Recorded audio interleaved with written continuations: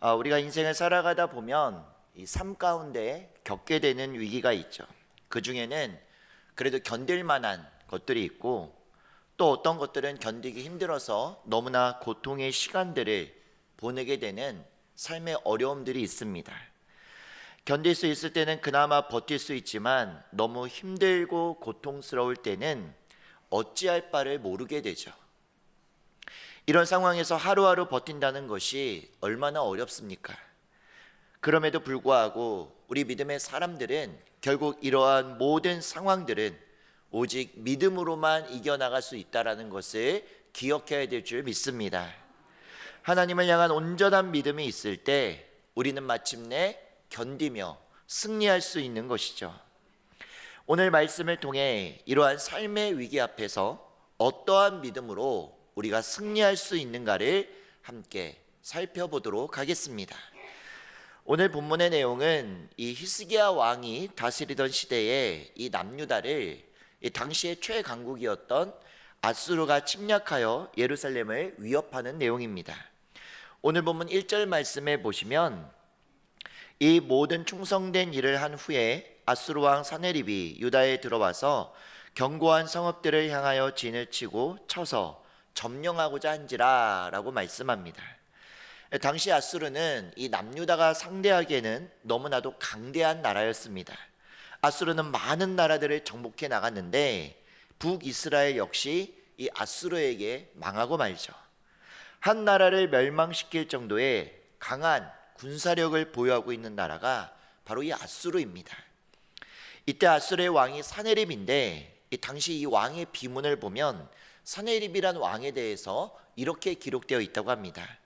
그는 궁전을 건축하여 니느웨를 재건했고 넓은 지역에 관계 수로를 만드는 등 치적을 세웠다. 바로 그런 왕이 사네립이죠. 다시 말해 이 사네립이란 왕은요, 아수르에서 손에 꼽힐 만한 아주 훌륭한 왕이었다라는 겁니다. 강대한 제국을 이루었던 사네립이 직접 강한 군대를 이끌고 남유다를 침공해 왔습니다. 여러분, 이 유다의 입장에서 보면 얼마나 큰 위기감을 느꼈겠어요. 그래서 오늘 본문의 3절에서 5절까지의 말씀에 보면 히스기야가 적의 침략에 대한 대비를 아주 철저하게 하는 것을 보게 됩니다. 먼저 성 밖의 모든 물 근원을 막아 아수르 군대가 마음대로 물을 사용할 수 없게 하죠. 여러분, 이 방법은 이 고대 전쟁에서 자주 사용했던 방법인데, 전쟁을 하기 위해서는 보급품이 원활하게 제때에 보급이 되어야 합니다. 그런데 당시에는 지금처럼 이 대량의 물자를 수송할 만한 이 교통수단이 발달하지 못했죠. 그래서 만약 제때 물량이 보급되지 못하면 현지에 있는 물품이나 음식들을 자유스럽게 사용하게 되는데, 물이 바로 그러한 경우입니다. 만약에 식수가 제때 보급되지 못할 경우에 현지에 있는 물들을 사용해서 그들이 전쟁에 준비하게 되죠. 히스기야는 이런 경우를 대비해 멀리서 침략해온 적들이 혹시라도 사용하게 될 물을 아예 못 쓰도록 막아버린 것입니다.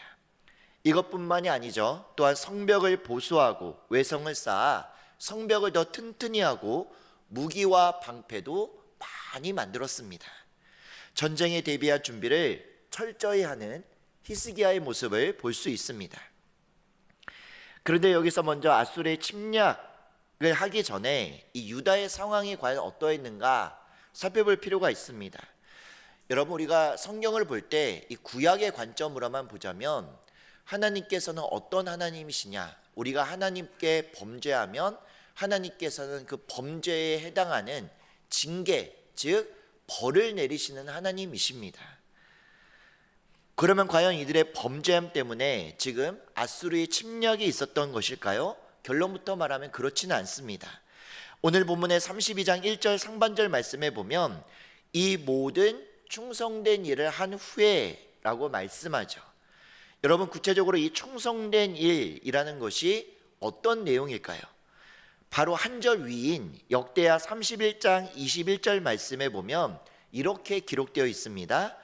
그가 행하는 모든 일, 곧 하나님의 전에 수종드는 일이나 율법에나 계명에나 그의 하나님을 찾고 한 마음으로 행하여 형통하였더라 라고 말씀하죠. 당시 남유다의 왕이었던 히스기야는 우상을 타파하고 주상들과 산당들, 제단들을 제거함으로 종교개혁을 일으켰습니다. 그래서 당시에 하나님과 멀어져 있던 유다 백성들을 하나님의 말씀에 순종하며 살아갈 수 있도록 하나님께로 다시 인도했던 그러한 거룩한 훌륭한 왕이 히스기야입니다. 히스기야가 그 모든 일을 행했던 것을 오늘 본문에서는 이 모든 충성된 일을 한 후에라고 말씀하고 있는 거예요. 그리고 그 결과 어떤 축복을 받았나요? 형통함의 축복을 받았습니다. 즉 아수르가 침략한 것은요, 남유다의 죄로 인한 결과가 아니라 도리어 형통한 때에 그들의 침략이 있었다라는 겁니다. 여기서 우리가 먼저 알 수 있는 사실이 있는데, 여러분, 삶의 위기는요, 형통할 때에도 올 수 있다라는 것을 먼저 알아야 합니다. 형통할 때에도 시험이 오고 고난이 오고 핍박이 올 수 있습니다. 우리는 그러한 사실을 먼저 믿음으로 받아들여야 합니다. 이러한 사실을 우리가 받아들이지 못하면 우리의 삶은요, 방황할 수밖에 없어요. 그래서 이 모든 상황을 먼저 믿음으로 받아들여야 되는 것이죠. 요즘 말로 하면 하나님 앞에서 예배 잘 드리고 말씀 잘 순종했고 봉사도 열심히 했는데 오늘 예배 드리고 나가서 갑자기 내 삶 가운데 어떤 삶의 위기나 고난이 갑자기 닥칠 수가 있다라는 거예요. 그럴 때 여러분, 그것을 믿음으로 받아들일 수 있겠습니까? 대부분은 그렇게 받아들일 수 없습니다. 받아들이지 못해요. 그러나 우리는 받아들여야 한다라는 겁니다. 하나님께서 허락하신 형통의 삶이 계속되었으면 좋겠지만 하나님께서는 많은 경우에 그렇게 하지 않으세요. 왜냐하면 형통함의 은혜가 지속되었을 때 우리는 하나님의 은혜를 잊어버리게 되는 경우가 너무 많기 때문에 그렇습니다. 전도서 7장 14절에 이렇게 말씀합니다. 형통한 날에는 기뻐하고 공고한 날에는 되돌아보아라. 이 두 가지를 하나님이 병행하게 하사 사람이 그의 장래일을 능히 헤아려 알지 못하게 하셨느니라 라고 말씀합니다. 그래서 하나님께서는 때로는 우리의 형통한 삶의 순간에 공고함을 주시고 삶의 어려움을 겪게 하시는 겁니다. 그렇게 행하셔서 우리가 하나님의 은혜를 기억하고 감사하며 살아가기를 원하세요. 그런데 그럼에도 불구하고요, 신앙생활하다가 제일 힘들고 어려울 때가 바로 오늘 본문에서와 같이 형통할 때 찾아오는 삶의 어려움이에요. 왜 그럴까요? 이유를 알 수 없거든요. 내가 잘못한 게 없거든요. 내가 범죄한 게 없거든요. 그런데 어느 날 알 수 없는 삶의 위기와 어려움이 나를 찾아왔을 때 우리가 그것을 받아들이기가 너무나 힘들다는 겁니다. 그러나 이것은 여러분, 하나님께서 나의 믿음을 테스트하기 위한 것임을 여러분 꼭 기억해야 합니다. 아브라함에게 하셨던 마지막 시험이 뭐죠? 이삭을 바치라는 거였어요. 아브라함이 이삭을 하나님께 올려드렸을 때 하나님이 아브라함에게 말씀하십니다. 내가 이제야 하나님을 경외하는 줄을 내가 아노라. 그의 믿음을 인정해 주셨어요. 하나님께서는 보고 싶으신 겁니다. 우리가 형통할 때 겪게 되는 정말 알 수 없는 이유, 그 위기와 고난일지라도 하나님을 온전히 신뢰하는 모습으로, 그 믿음으로 이겨나가는 그 모습을요, 보고 싶으신 거예요. 역사의 주관자이신 하나님께서 형통함 가운데 있던 히스기야를 지금 믿음의 시험대에 이렇게 올려놓으시는 거예요. 그래, 어떻게 반응하나 보자. 하나님이 지켜보시고 있는 겁니다. 여러분, 히스기야가 어떤 반응을 보입니까? 위에서 잠깐 살펴보았던 대로 그는 침략에 대비해서 여러 가지 대비를 하였습니다. 성 밖에 있는 모든 물의 근원을 끊고 성벽을 보수하고 외벽을 높이 쌓아 올렸습니다. 그리고 무기와 방패를 많이 만들어서 누가 봐도 철저하게 대비를 했어요. 이 정도면 완벽한 대비입니다. 이제 적을 맞아 기다리면 되는데 이게 끝이 아니었어요. 오늘 7절과 8절입니다. 너희는 마음을 강하게 하며 담대히 하고 아수르 왕과 그를 따르는 온 무리로 말미암아 두려워하지 말며 놀라지 말라. 우리와 함께 하시는 이가 그와 함께하는 자보다 크니 그와 함께하는 자는 육신의 팔이요 우리와 함께하시는 이는 우리의 하나님 여호와시라. 반드시 우리를 도우시고 우리를 대신하여 싸우시리라 하매 백성이 유다 왕 히스기야의 말로 말미암아 안심하니라. 아멘. 히스기야 왕은 지금 걱정하지 마십시오, 높은 성벽이 있고 강한 무기가 있습니다, 이렇게 말하지 않습니다. 철저하게 대비를 했으니 우리는 적을 능히 물리칠 수 있을 겁니다, 이렇게 말하지도 않았습니다. 철저하게 준비된 것들을 말하면서 백성들을 안심시킬 수도 있었지만 그런 말들은 전혀 없어요. 그가 말하고 있는 것은 그가 믿고 신뢰하는 하나님, 그 하나님을 선포하고 있습니다. 여기서 우리는 이 히스기야의 믿음을 볼 수 있습니다. 히스기야가 의지했던 것은 높고 튼튼한 성벽과 무기가 아니라 여호와 하나님이었습니다. 튼튼하고 높은 성벽과 준비된 많은 무기들이 우리를 지켜줄 것이 아니라 크고 위대하신 하나님께서 우리를 지켜주시고 마침내 승리케 하실 것임을 그는 굳게 믿었어요. 그래서 저 거대한 적들의 침략 앞에서도 그의 믿음은 흔들리지 않았습니다. 오늘 이 히스기야의 믿음이 우리의 믿음이 될 수 있기를 바랍니다. 사랑하는 성도 여러분, 우리가 이 땅을 살아가며 만나게 되는 위기와 어려움들 가운데 누가 우리를 지켜줍니까? 한번 속으로 대답해 보세요. 누가 우리를 인도해 주시고 누가 길을 열어주시고 누가 삶의 모든 위기에서 우리를 건져주시나요? 오직 하나님만이 우리를 하나님의 손으로 지키고 인도하시며 건져내 줄 줄 믿습니다. 하나님만이 할 수 있는 거예요. 히스기야가 삶의 큰 위기 앞에서도 믿음이 흔들리지 않았던 이유는 바로 이러한 그의 믿음이 있었기 때문에 그래요. 그러면 히스기야가 믿었던 하나님이 도대체 어떤 하나님이었을까? 두 가지 내용으로 살펴보고자 합니다. 먼저 그는 크고 위대하신 하나님을 믿었습니다. 히스기야가 7절 하반절에 이렇게 선포합니다. 우리와 함께 하시는 이가 그와 함께하는 자보다 크니 라고 증거하죠. 오늘 본문에서 아수르 군대의 규모가 도대체 얼마인지 나와 있지 않습니다. 그런데 같은 내용을 기록하고 있는 열왕기하 19장 35절 말씀에 보면 나중에 한 천사가 그들을 진멸하는데 아수르 군대의 군인 18만 5천 명이 죽었다라고 기록되어 있어요. 얼마나 그들의 군대가 크고 거대합니까? 그러나 히스기야의 눈에는 그들의 군대가 대단해 보이지 않았습니다. 인간의 눈으로 보자면 안절부절하고 불안하고 초조하고 두려울 수밖에 없는 강한 군대. 그러나 믿음의 사람 히스기야의 눈에는 크고 위대하신 하나님이 함께 하심이 보인 거예요. 크신 하나님에 비하면 저 아수르의 군대, 그들이 믿고 있다는 저 신, 초라하기 그지없는 겁니다. 그래서 그는 두려워하지 않고 크신 하나님을 바라보며 승리를 확신하고 선포했던 거예요. 독일 쾰른에 가면 이 쾰른 대성당이 있습니다. 이 고딩양식 교회 건축물인데 이 세계 세 번째 규모라고 해요. 1248년부터 약 600년 동안에 걸친 대성당입니다. 지금은 모르겠지만 제가 예전에 청년들과 함께 거기서 방문했을 때는요, 계속 보수공사 중이더라고요. 그러니까 보수공사도 너무 이렇게 크니까 뭐 한두 시간 하는 게 아니라 몇 년, 몇십 년에 걸쳐서 계속 보수하고 있었습니다. 이 쾰른 대성당을 본 이후로는요, 제가 웬만한 건물을 봐도 별로 놀라지 않습니다. 왜 그럴까요? 웅장한 대성당 앞에서 나머지 건축물들이요 다 작아 보였던 거예요. 좀 시시해 보이더라고요. 여러분 마찬가지입니다. 우리와 함께 하시는 크고 위대하신 하나님, 그 하나님을 믿음의 눈으로 온전히 바라보게 되면요, 세상 모든 문제가 작아 보일 수밖에 없는 거예요.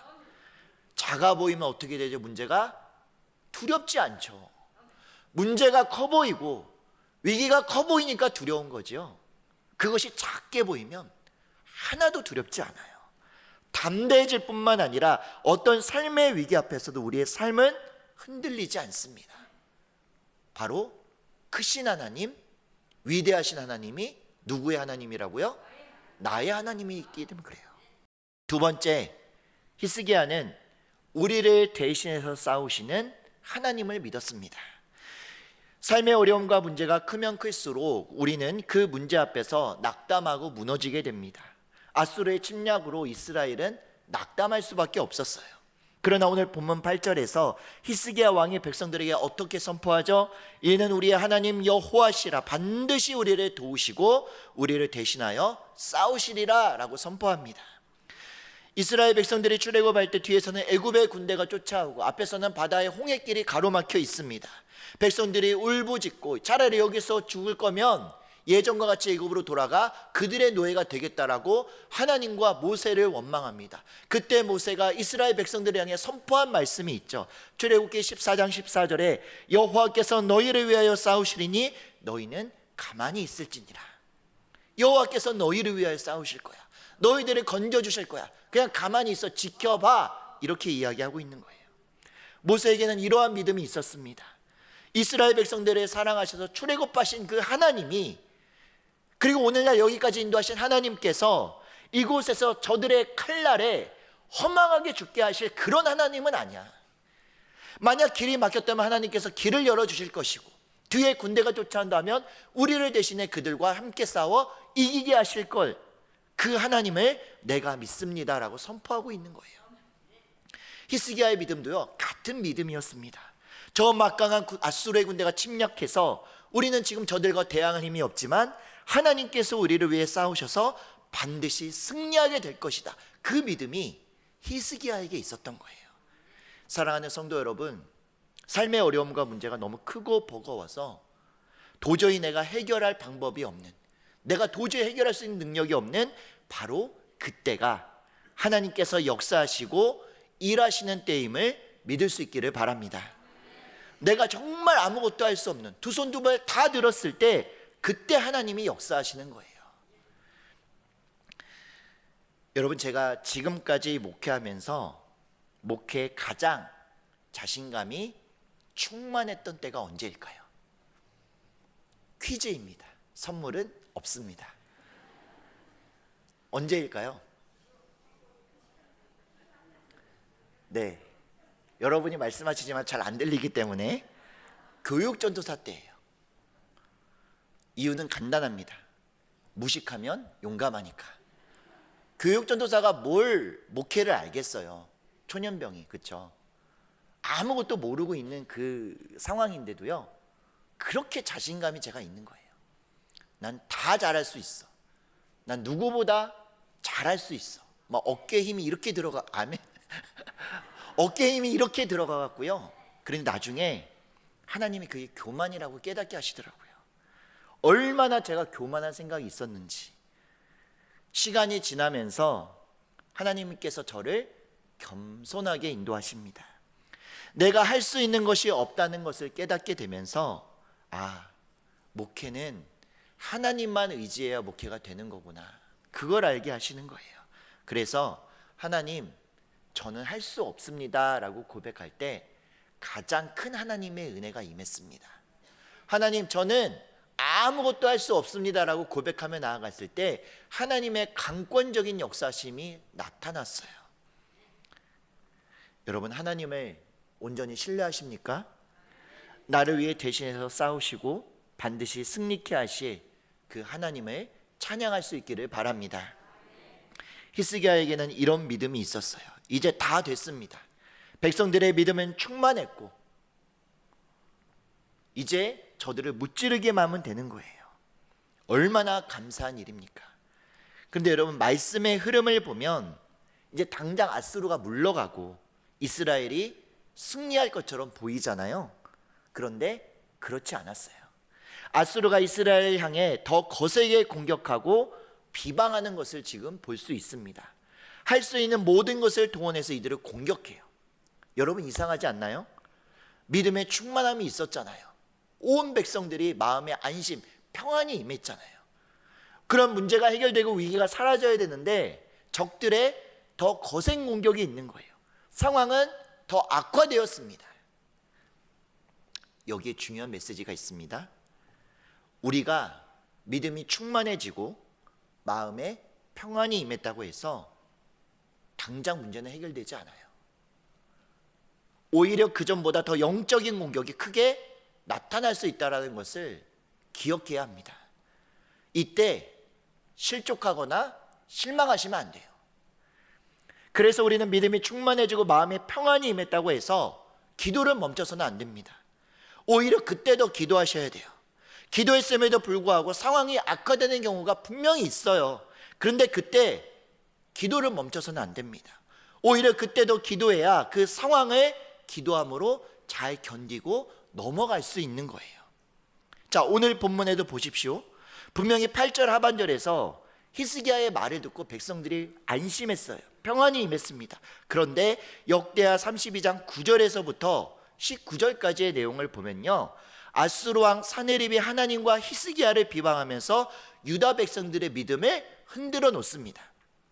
온갖 거짓과 비방과 술수로 이들의 믿음을 무너뜨리려고 하는 거예요. 심지어 18절 말씀에 보면 사네립의 신하가 유다 방언으로 크게 소리 질러서 예루살렘 성 위에 있는 백성들을 놀라게 하고 괴롭게 했다라고 말씀합니다. 여러분, 이들이 쓰는 방법이 마치 사단의 세력들과 같은 방법을 쓰고 있지 않나요? 히스기야가 그가 믿는 하나님의 백성들에게 믿음으로 선포했습니다. 하나님은 크신 분이시고 우리를 위해서 싸우실 것이다 라는 말씀의 선포가 이루어지고 백성들이 믿음으로 받아들이자마자 온갖 술수와 방법들을 동원해 그들의 믿음을 흔들어 놓고 있는 겁니다. 왜 믿음을 흔들어 놓겠어요? 하나님께서는 우리의 믿음을 통해 역사하시기 때문에 그렇습니다. 그래서 사단은 하나님의 뜻이 성취되지 못하게 끝까지 우리의 믿음을 흔들어 놓는 겁니다. 여러분, 그런데 이것을 영적으로 해석하면 사단의 최후의 발악이라고 보시면 됩니다. 다시 말해, 이렇게 갑자기 더 거센 공격이 나한테 밀려 들어올 때는 이제 하나님의 응답과 역사가 얼마 남지 않았구나라고 믿으시면 됩니다. 히스기야가 그랬어요. 계속되는 비방과 거짓과 위협 앞에서 히스기야 왕이 한 일이 뭐죠? 20절에 보면 기도입니다. 이러므로 히스기야 왕이 아모스의 아들 선지자 이사야와 더불어 하늘을 향하여 부르짖어 기도하였더니 라고 말씀해요. 히스기야 왕은 아수르 왕 사네립과 신하들의 온갖 비방과 거짓과 위협 앞에서 같은 방법으로 대적하지 않았습니다. 믿음으로 하나님을 선포하고 기도함으로 마침내 승리했어요. 삶의 문제와 어려움에서 벗어날 길은 이 세상 어디에도 없습니다. 삶의 위기는 기도함으로 하늘문이 열려야 해결되는 줄 믿으시기를 바랍니다. 부르짖어 기도하자 어떤 일이 일어납니까? 하나님께서 히스기야와 이사야 선지자의 기도를 들으시고 한 천사를 보내서 아수르의 군대 18만 5천 명을 죽였다라고 말씀해요. 이것뿐만이 아니라 아수르 왕이 전쟁의 패배 후에 고국으로 돌아갔는데 자신의 아들에게 살해당합니다. 더 나아가 하나님이 축복을 주시는데 히스기야 왕과 유다 백성들은 아수르의 손에서 구원해 주셨을 뿐만 아니라 모든 적국의 손에서도 구원해 주셨습니다. 그리고 23절의 말씀처럼 히스기야가 아수르를 이겼다는 소식이 온 열방에 퍼지면서 히스기야는 모든 열방 가운데 존귀하게 되었습니다. 믿음의 승리이고 기도의 승리입니다. 할렐루야. 오늘 말씀의 결론입니다. 영원하신 하나님의 은혜를 경험한 히스기야, 그가 어떤 믿음으로 오늘 승리하게 됐는지를 기억할 수 있기를 바랍니다. 크고 위대하신 하나님, 그리고 내가 도저히 문제를 해결할 수 없는 삶의 문제를 해결해 주시고 대신 싸워 승리케 하시는 하나님, 이런 믿음의 확신을 갖고 나아갔을 때 마침내 승리할 수 있습니다. 더불어 히스기야는 끝까지 기도했어요. 환경에 흔들리지 않고 계속해서 하나님을 구했습니다. 높고 튼튼한 성벽과 무기를 있었지만 그것을 의지했던 것이 아니라 끝까지 기도함으로 하나님을 구하고 찾았습니다. 사랑하는 성도 여러분, 하나님께서는 오늘 우리에게도 동일하게 말씀하십니다. 우리의 삶 가운데 있는 어떤 삶의 문제와 위기도 하나님보다 크지 않다라고 말씀하십니다. 내 능력과 힘으로 할 수 없는 그때가 바로 하나님께서 일하시고 역사하실 때라고 우리에게 말씀하십니다.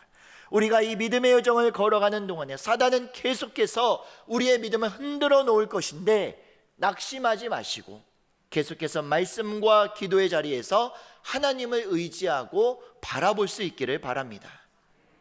얼마 남지 않았어요. 마침내 승리하게 될 그날이 얼마 남지 않았어요. 히스기야와 같은 믿음으로 나아가면 마침내 응답과 승리의 역사가 우리의 삶 가운데 나타날 것입니다.